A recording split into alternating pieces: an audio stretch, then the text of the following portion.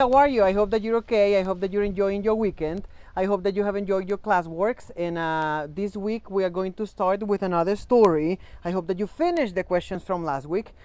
Today I'm at my parents' house because I'm celebrating my birthday today. They have cakes and some tacos for me to eat. I wanted to show you part of Santa Lucia. That's the mountain of Santa Lucia. And this is the beautiful garden of my parents. And I wanted to show you that. Today we are going to do some of the story. Remember that as a sixth grader you are expected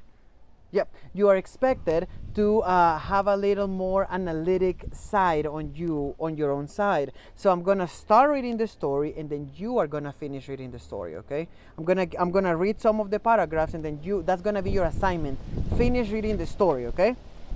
So go get your notebook and write in there. Today is Monday, January 11th, 2021. Topic, point and click, page 32. Again, today is Monday, January 11th, 2021. Topic, point and click. Remember, I'm going to read some of the paragraphs. There are 2, 3, 4, 5, 7 paragraphs. So I'm going to read until paragraph 4. I'm going to read until paragraph 5. And then 6 and 7 is going to be done by yourself, okay?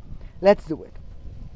Point and click. Do you know how a camera works? In the past, people didn't use cell phones to make pictures. They used to make cameras, specific devices just to make pictures, and you couldn't see the image. You would have to wait to go to a lab and reveal the photo, and you would be like, "Oh my God, I moved."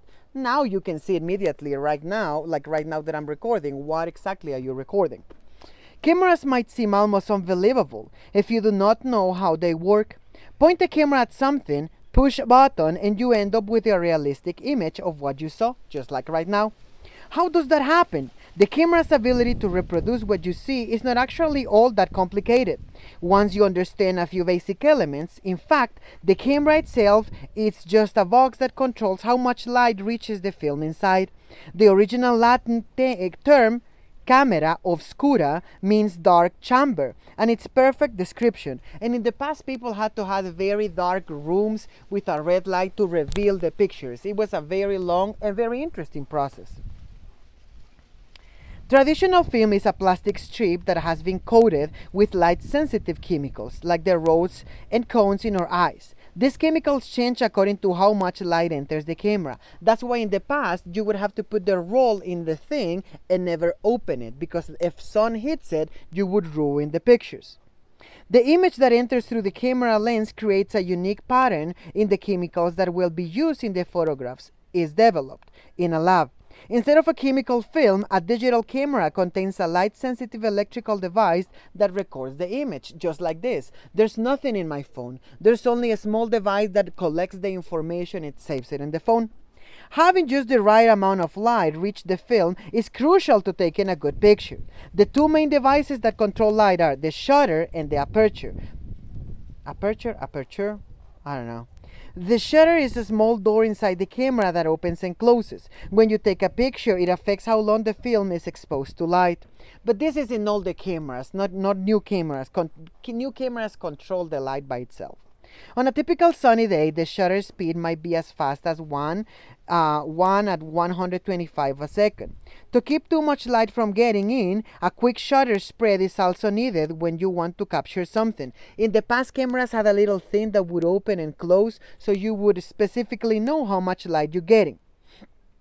If the film is exposed too long, the moving object will be a blur in the developed photo.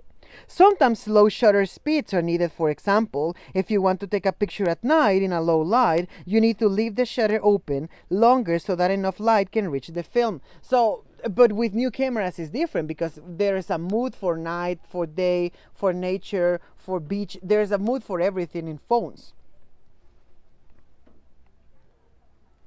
And create an image to take photographs of stars or the moon.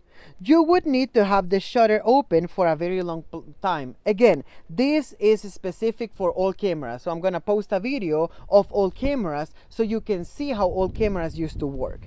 And then we have paragraph 6 and paragraph 7 that you are gonna read by yourself. So you need to finish 6 and 7 by yourself, and then you're gonna have to watch the video that I'm gonna post beside it. Now, I want you to write one question from that, only one. You are going to make a compare between old cameras and new cameras. Obviously, new cameras are included on phones. So you're gonna write a small paragraph describing all the differences between the old cameras, that I'm gonna post a video in there, and the new cameras. There are things that you can use. You can write old cameras used to have this and this and this, and they were better or worse because this and this and this, and in compared to new cameras that are this and this and this, but are better because this and this and this reason. So you are going to watch the video, compare both cameras, the old one and the new one, and you're going to have to write a small paragraph describing it in your notebook. Remember, as much as it's not a question, everything should be in pen and in cursive. Remember to follow the rules if you don't want to lose points. This is going to be sent on Friday, and until that moment, bye guys.